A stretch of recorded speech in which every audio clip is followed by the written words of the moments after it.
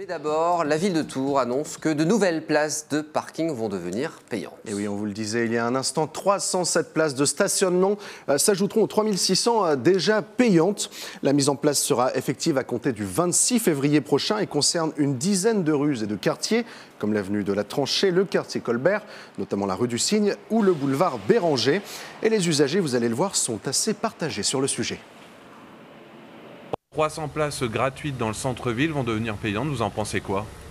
Il arrive un moment où on ne pourra même plus se garer du tout. C'est de la connerie. C'est un moment où on ne pourra même plus se garer.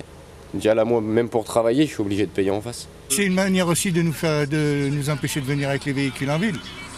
Comme ça, avec leurs projets là, écologiques. Là, donc voilà, tout simplement. Et après, ils vont passer aux vignettes critères, je sais pas quoi. Et puis après, les voitures des pauvres, ils pourront plus rentrer en ville. Et puis après, ce sera réservé aux riches.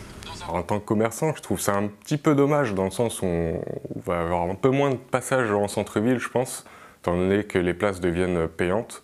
Ça représente un gros avantage, je pense, pour les centres commerciaux. Pour les résidents, c'est une chose. Mais pour les gens de passage, voilà, c'est le nouveau monde, c'est comme ça. Il y aura bientôt plus de voitures.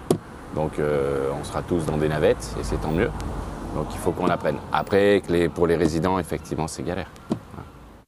La mairie, quant à elle, explique ce choix par la volonté de lutter contre le stationnement prolongé de certains véhicules, les fameux véhicules ventouses, un phénomène qui gênerait l'accès au commerce, mais qui handicaperait également les riverains.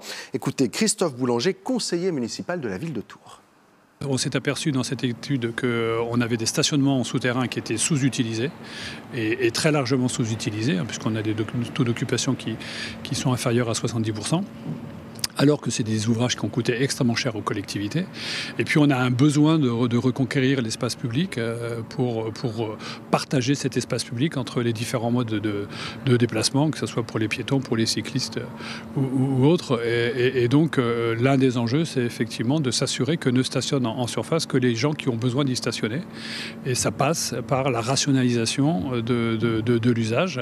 Le stationnement payant n'a une seule fonction, c'est celle de permettre la rotation pour que les gens qui ont besoin de venir stationner en ville pour un rendez-vous médical ou pour faire des courses puissent le faire. Et donc il faut limiter les voitures ventouses. Et donc c'est ce qu'on détecte sur ce secteur qui aujourd'hui ne sont pas payants à l'intérieur de zones payantes.